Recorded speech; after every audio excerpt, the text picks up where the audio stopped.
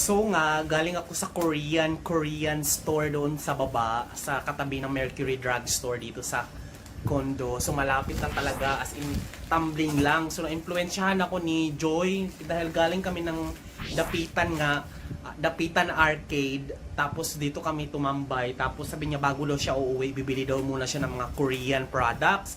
Ako wala naman akong kalam-alam about Korean mga products kasi hindi, as in ignorante, as in wala talaga akong alam. Ang alam ko lang ay Samyang Challenge, yun lang ang alam ko. Pero bumili ako ng mga ramen, tapos kasi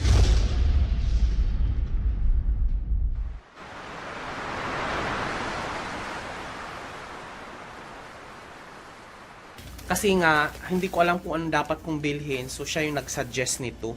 So, try ko kung anong lutuin ko na dito ngayon. Ito ay 45 pesos yung ganito. Ramen daw to eh. Ayan o. Yeah, ramen nga siya. Dalawa na yung binili ko para nagugutom ako. Galing pa kasi kami ng Dapitan. Hindi pa kami kumain. Tsaka itong ano daw to eh. Shrimp flavored. Siyempre, hindi natin alam kasi hindi naman to English.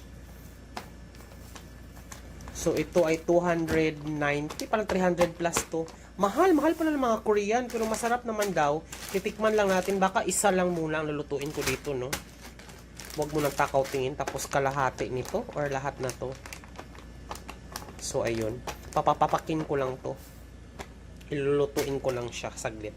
Ito air fry ko. Tapos ito, papakuluan ko lang. A few inches later. So, ganito ang itsura niya. Parang chicken fillet lang din naman to. Parang fillet, ganon. Nuggets, parang nuggets yung drama niya sa buhay. Wag! Ay, dito sa'yo. So, i-air fry na lang natin. Ay, gumulong pa siya. Wag, Escobar! Hindi para sa'yo to. Now, air fry, air fry.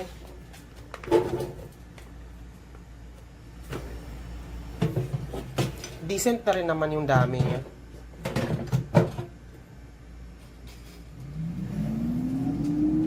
Yan siya.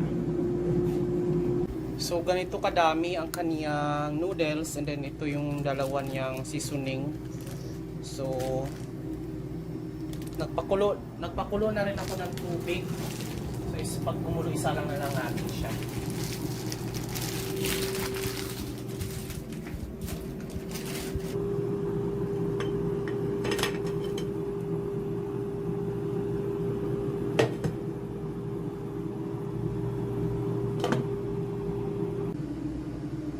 So, nalagay na natin yung seasoning dito, no?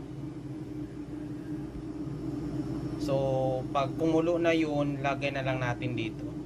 So, ayan na nga, guys. Magagamit na natin ang ating golden kutsara at tinidor. Lakas makasosyal talaga nito.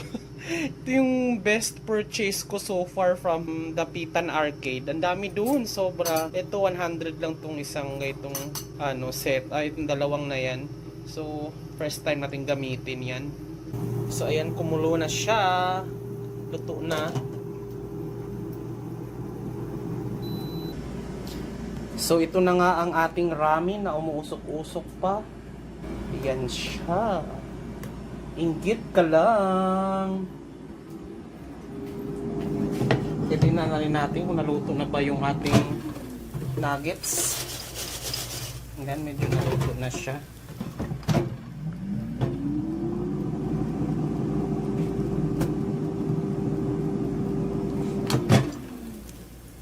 Yan, naluto na.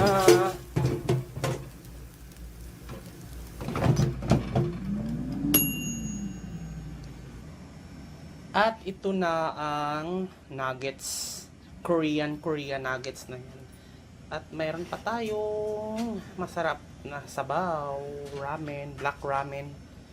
So, ketchup na lang. Pwede na to. Doon ako bumili ng Korean sauce. Tama ng kartihan.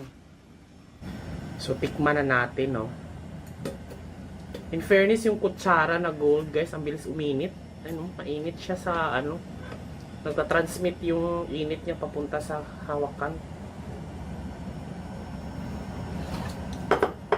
Sausaw natin sa ketchup.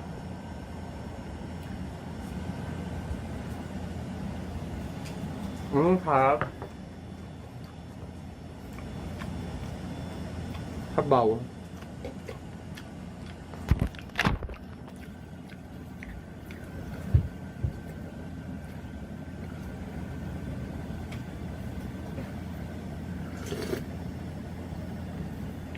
Sarap. Ang hang. Ang hang. Korean na Korean yung ano. Yung lasa niya talaga. Kain na ako, guys. Meanwhile. Ito, magkabilaan yung mga convenience store. Tapos, dito sa gilid, hospital.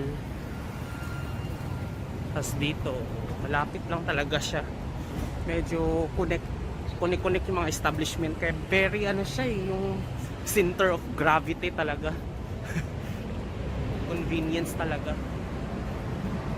Yan o, ito yung hospital. Tapos ito yung 7-Eleven. Ay, 7-Eleven mini-stop.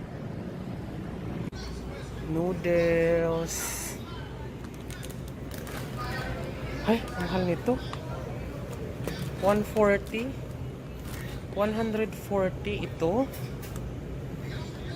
45 lang to sa ano Korean store. Yung Korean store sa likod namin, 45 pesos lang to. 280.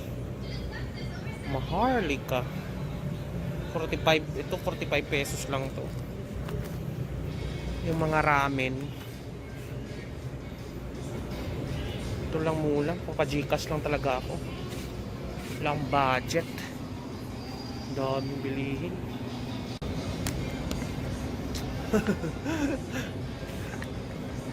Pa-Gcash lang muna. Tomorrow for sure. So, alam nyo ba guys, sobrang na-addict ako doon sa maaanghang na kanton. So, bumili ako ng marami talaga para lang, syempre bawal talaga yung sobra-sobra, diba? Dapat tama lang. Pero, ang sarap talaga nito. Ewan ko, bumili lang ako ng pancit canton talaga, extra hot. Mga 3 or 4 na extra hot. Ang sarap kasi nito papakin eh. Tapos, bumili ako nito para pag may tinapay na buns, tapos ipalaman mo, at least kahit papaano, pancit canton, chili man si, medyo mild lang to. Pero, wala kasing ano eh, ito lang yung masarap din talaga pagdating sa canton, Lucky Me talaga masarap. Tapos ito na-addict ako, ito 103 to. Diba nung last time bumili ako ng ramen, ng mga Korean. So, ito ngayon 103, black to, medyo mas mahal pala pag black ramen. Pero bumili ako ng 5, 1, 2, 3, 4, 5, hot din to. Parang ganito yung itsura niya. Ayan, noodle soup, gourmet spices siya. Ay, made in Korea. Parang tulad pa rin pala nung binili ko nung nakaraan. Pero ito, 100 pesos to, 103. Ito lang. Pero ito ay 210. 5 na siya sa isang pack. Tapos bumili pa ako ng chili powder.